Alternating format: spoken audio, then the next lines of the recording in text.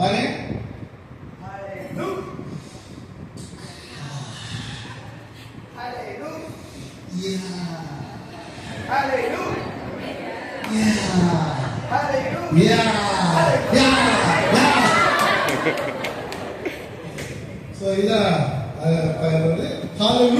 சொல்லுவாங்க.